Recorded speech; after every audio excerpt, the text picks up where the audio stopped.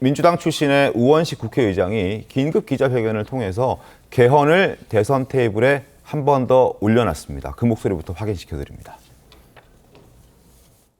이제 신속하게 개헌을 추진하자는 제안을 하고자 합니다. 대통령 임기 초에는 개헌이 국정의 블랙홀이 될까 주저하고 임기 후반에는 레임덕으로 추진 동력이 사라집니다.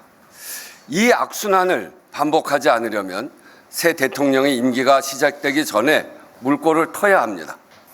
이번 대통령 선거일에 개헌 국민투표를 동시에 시행할 것을 제안합니다. 가장 어려운 권력구조 개편은 이번 기회에 꼭 하자는 것입니다.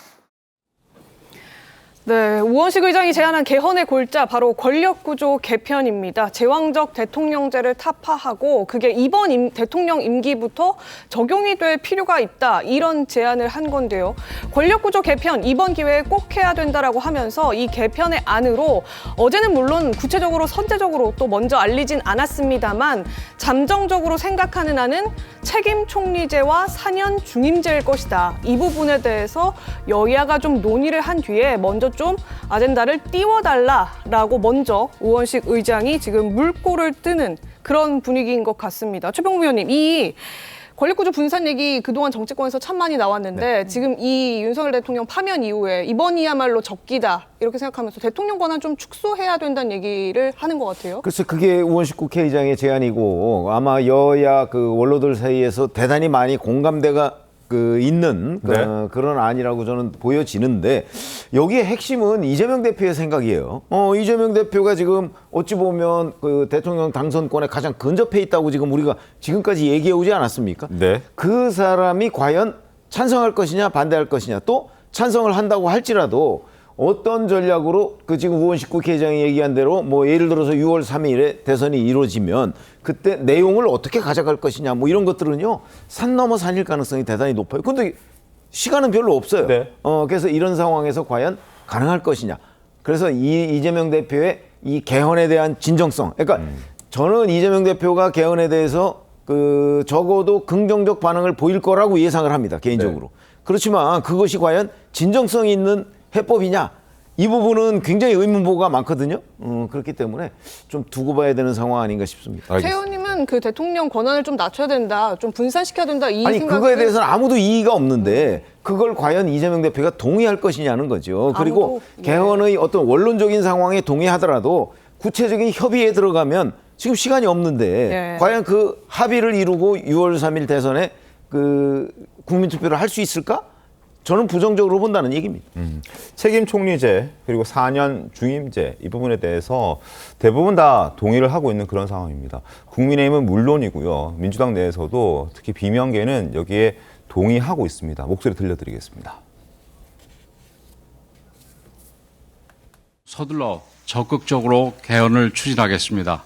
국민의 뜻을 모아 시대 정신에 맞는 헌법을 만드는 데 최선을 다하겠습니다.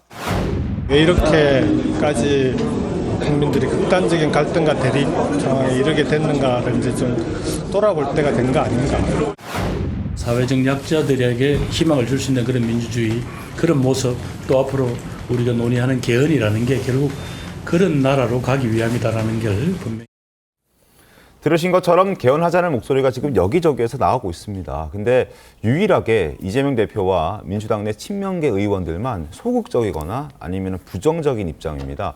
이 대표도 개헌의 허들을 넘지 못하면 사실 민심 얻기가 쉽진 않을 텐데, 이걸 잘 알고 있을 텐데, 장은주 변호사님, 그럼에도 불구하고 왜 아직까지 적극적인 메시지를 내지 않는 걸까요?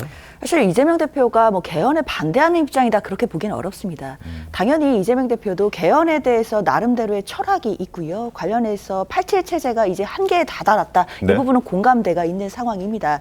다만 대통령이 탄핵되기 전에는 아무래도 이 내란에 대해서 이 부분을 종결시키는 부분이 우선순위에 있다라는 부분들을 내세우면서 개헌 논의를 하게 된다라고 한다면 사실 블랙홀처럼 이 모든 이슈가 개헌 논의로 빠져들게 된다는 부분을 좀 경계했던 부분들이 있고요. 그런데 이제 대통령이 탄핵이 됐고 그리고 이제 우원식 의장이 관련된 제안을 했기 때문에 뭐 민주당에서도 당연히 이 부분에 대해서 공식적으로 적극적으로 입장을 낼 거라는 생각은 듭니다. 다만 제가 생각했을 때는 물리적인 시간에서 좀 한계가 있는 부분들이 있거든요. 아시다시피 헌법을 개정하고 개헌하기 위해서는 헌법상 규정되어 있는 여러 가지 절차들이 있는데 20일 정도도 공고가 있어야 되고 그리고 60일 이내 국회 의결도 있어야 되고 가장 중요한 국민투표가 30일 내에 있어야 된다라는 부분들을 생각해 본다라고 한다면 사실 조기 대선이 이제 57일 남았는데 이 안에 제대로 된 개헌을 할 수 있을지에 대해서는 저는 물리적으로 한계도 분명하다고 생각합니다. 그렇기 때문에 개헌론이라는 것 자체가 사실 시기도 맞아야 되고 또 국민적인 공감대도 있어야 되는 여러 가지 조건들이 충족이 돼야 되는 굉장히 복합적인 부분들이 작용을 하는 것인데 이렇게 단기간에 할 수 있는 부분인가에 대해서는 분명히 정치권에서도 생각을 해볼 것이라고 생각합니다. 그러니까 시간이 촉박하니까 지금 이재명 대표는 조금 더 신중하게 하자는 그런 입장을 지금 장현주 변호사께서는 말씀해 주신 것 같은데 그렇다 보니까 오히려 역설적으로 조금 더 적극적으로 의견을 내고 여기에 동조해서 함께 가자 이런 메시지가 좀 진작에 나와야 되는 것 아닌가라는 지적이 있지 않습니까? 그렇죠. 근데 개헌론으로 빨려들었을 경우에 자기가 거기에 굉장히 제약이 따를 수 있는 그 가능성에 대해 생각을 하는 것 같아요. 일단 지금 여권에서는 다음 총선과 맞춰서 앞으로 4년 중임제로 가기 위해서는 이번에 뽑히는 대통령은 3년 임기도 감수하자 이런 얘기까지 나오고 임기가 단축돼도 감내하자. 그렇죠. 많이 감축되는 것까지 감내하자. 그리고 한동훈 전 대표 같은 경우에는 자기는 3년의 임기만 갖겠다라고 얘기를 하잖아요. 근데 이제 이게 이슈로 확 떠오르고 나머지 사람들은 좋다. 내가 대한민국의 미래를 위해서 87 체제 종식을 위해서 이번에 당선되더라도 3년 받겠다. 그 이후에 헌법 적용에 대해서 4년 중임제로 가기 위한 징검다리로서 내가 그것까지 감수하겠다라고 나도 하겠다 그럴 때 이재명 대표는 받을 수가 없죠. 이제 그렇게까지 논의가 커지는 거는 자기가 나중에 대선 본선에서 왜 그거 권력 욕심 못 내려놓고 국민 위해서 이런 비극에 대해서 종식시킬 기회를 이렇게 차버리냐 이제 이런 식으로 전환될 가능성이 있거든요. 그리고 본인이 3년 하겠다고 지금 여기까지 온 건 아닐 테기 때문에 네. 그게 굉장히 어려운 얘기고 그러니까 시간의 문제로 만들기 위해서도 지금 입장을 좀 늦게 발표하고 이런 것이 논의를 통해 가지고 예전에 대선 공약 수준으로 이제 머물면서 선택에 도움이 되는 요 정도까지 내가 알아서 하겠다. 4년 중임제 하겠다. 그러나 3년으로 줄이는 것까지 이런 것까지는 논의의 대상으로 올라오는 거 이런 것 좀 차단하기 위한 차원 아닐까 싶습니다. 사실은 이재명 대표 지난 대선 때도 불과 한 달이 채 안 남은 시점에 개헌하겠다 이런 메시지를 직접 낸 적이 있었습니다. 목소리 들려드리겠습니다. 임기 내 개헌을 추진하겠습니다. 대통령 권한의 분산을 포함한 개헌입니다. 대통령 4년 중임제 등 개헌에 도움이 된다면 필요한 만큼의 임기 단축을 과감하게 수용할 것입니다. 최 의원님, 저 때도 대선이 한 달도 말씀드렸듯이 채 안 남은 시간이었어요. 만약에 지금 장현주 변호사님 말대로 시간이 촉박한 게 문제라고 한다면 저 이재명 대표 발언도 개헌 제안도 진정성이 좀 떨어진다라는 의심을 좀 해볼 수 있을 것 같은데 저 당시는 이제 윤석열 당시 후보와 좀 박빙이었던 상황인 거고 네. 지금은 박빙인 대상이 없기 때문에 그럼 개헌을 안 하겠다는 거냐 이런 아니 그러니까 저 의혹도 들것 당시에는 어느 정도의 진정성을 인정할 수 있을 것 같습니다. 네. 그때는 그 사실은 이번처럼 그 이재명 대표의 당선 가능성이 높은 건 아니거든요. 네. 그렇기 때문에 그 저 때는 저런 생각이 아마 있었을 가능성이 있어요. 그런데 지금은 본인이 이제 개헌론에 관해서 좀 고립이 돼 있는 건 사실이지만 그렇다고 해서 여기서 임기 단축이나 이 모든 거 뭐 그 제왕적 대통령제 수정 뭐 이런 것까지 다 받기에는 이미 본인은 너무나 그 대통령직에 근접해 있어요. 그러니까 본인의 욕심을 내려놔야 되는 상황인데 아마 그런 선택은 하지 않고 제가 보기엔 물론 이건 개인마다 네. 관측이 좀 다를 수 있습니다만은 하지 않고 약간 하는 신용만 할 가능성이 대단히 높다는 거죠. 네. 그렇기 때문에 지금 본인의 권력을 스스로 제한하는 이런 식의 개헌 논의에는 그 찬성하고 뭔가 진척을 진행을 하지만 네. 그러나 궁극적으로 실제 그러면 그 대선 투표와 같이 개헌 투표를 할 수 있느냐 거기까지는 못 갈 것이다. 그런 상황을 제가 개인적으로 예측하고 있다는 겁니다. 이재명 대표는 지금 이제 침묵을 하고 있습니다만 과거에는 뭐 저런 발언들을 하긴 했었는데 이 대표의 측근들의 목소리를 들어보면 이게 노골적입니다. 친명계 의원들은 굉장히 노골적으로 개헌 자체를 반대하는 입장을 지금 내고 있거든요. 마치 이재명 대표 대신해서 개헌 저지선을 만들어주는 것 같다는 느낌이 들 정도입니다. 한번 보시죠. 이현주 최고위원은 벌써 개헌이니 내각제니 난리를 치는 건 아니다라는 메시지를 냈고요. 김민석 최고위원은 내각제 불가능하다. 집중력 잃지 말고 지금에 집중하자. 이런 목소리를 낸 겁니다. 정청래 의원 역시 반대다. 국회의장 놀이 중단해라. 오히려 우원식 국회의장을 향해서 비판의 목소리를 내는 겁니다. 지금 그거 따질 때냐. 지금 대통령 대선이 지금 코앞인데 지금 뭐 개헌? 무슨 소리 하는 거냐? 이런 목소리도 지금 나오고 있다는 거거든요. 자, 조금 더 보여드립니다. 내란 척결과 정권 교체가 우선이다. 개헌 말도 안 된다. 자, 내란 종식이 우선이다. 김용민 의원도 내란 뿌리부터 당장 뽑아야 된다. 강유정 대변인도 내란의 완전 종식 그것만이 최우선이다. 다른 건 의미 없다. 지금 무조건 내란 세력들에 대한 뿌리 뽑기에 나서야 된다. 이런 목소리가 나오고 있는데 이게 이 대표의 의중에 전혀 반영이 안 돼 있다라고 보기 좀 어려울 것 같고 어떻습니까? 민주당 내에서 분위기는? 앞서 말씀하신 것처럼 이재명 당대표는 과거 대선에서도 개헌을 얘기를 했죠.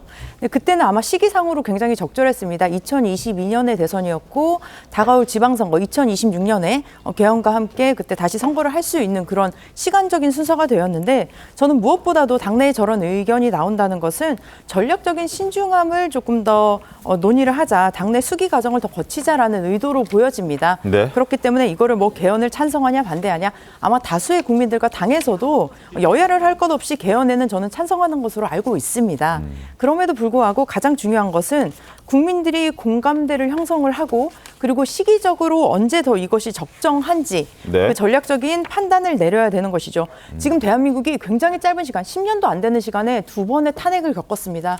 이것은 대통령 개인에게도 비극적인 역사지만 대한민국 국민 전체에게도 굉장히 비극적인 역사라고 저는 보여지는데 네. 그렇다면 이것은 그 사람들의 개인의 문제인가라고 했을 때 저는 제도적으로 권력 구조에서의 대한민국의 문제점이 분명히 존재한다는 생각이고 아마 그 점을 이재명 대표나 더불어민주당에서도 인식을 하고 있을 것인데 가장 중요한 것 지금의 조기 대선이 갑자기 이루어지게 된 배경은 윤석열 전 대통령의 대통령 자격 박탈이라는 탄핵이라는 그 변수가 있었고 그리고 그 안에 내란이라는 그런 일이 있었기 때문에 그것들을 먼저 해결하고 종식시키고 하자. 아마 우원식 국회의장 같은 경우는 과거의 87 체제가 한 달 만에 굉장히 빠른 시간 안에 개헌이 이루어졌습니다. 국회에서 법안이 발의가 되고 국민투표까지의 시간이 굉장히 빠른 시간에 되었기 때문에 그때의 과정으로 얘기를 한 것 같은데 그럼에도 불구하고 이번 대선을 앞두고서는 조금 더 신중해야 한다. 그리고 조금 더 논의와 수기의 과정을 거쳐야 한다라는 입장입니다. 네. 사실 근데 정은혜 의원님 방금 말씀하신 거에 동의하는 부분이 10년 사이에 2번의 탄핵이 있었던 게 개인의 문제라기보다 제도의 문제가 있다라는 거에 대한 공감대가 이번 사건을 통해서 더 명확해졌잖아요. 그렇다면은 이번 대선이라는 것이 87 체제를 종식시키고 제7공화국 미래로 나아가는 선거가 되어야 한다라는 것이 국민적 공감대가 있다고 볼 수 있어요. 이 타이밍이 아니면 개헌하기 어렵다라는 공감대도 분명히 있죠. 근데 여기에서 친명계에서는 저렇게 극구 반대하는 게 과거를 떠올려 보면 지난 탄핵 때 문재인 대선 후보는 적폐청산 주장했었고 네. 당선되고 나서는 그 적폐청산을 동력으로 삼아가지고 국정 운영을 했던 면이 있어요. 그러니까 지금 친명계에서는 대선이 이제 거의 다 와 있고 됐을 경우에는 내란 종식 프레임 가지고서 예전과 비슷하게 또 정권을 또 이렇게 강화시켜가지고 갈 수 있을 것 같은데 네. 이게 지금 완전히 프레임이 전환돼가지고 개헌 논의로 갔을 때는 그 내란 종식 이런 이제 적대적 프레임 자체가 약화되는 부분이 생길 것이거든요. 그리고 이거는 내놓고서 싸워야 되는 대선입니다라는 구도로 갔을 땐 이재명 대표가 원하는 거랑 정반대로 갈 수 있거든요. 여기에 대해서 왜 혼자서만 욕심 부리고 이 체제의 종식에 대한 비극적인 부분에 대한 고민이 없느냐 이렇게 되는 것이 꺼려질 수 있기 때문에 본인은 메시지를 안 내고 친명계 의원들이 저렇게 강성 발언을 하는 것이 그런 걸 드러내는 것이 아닌가 이런 생각이 듭니다.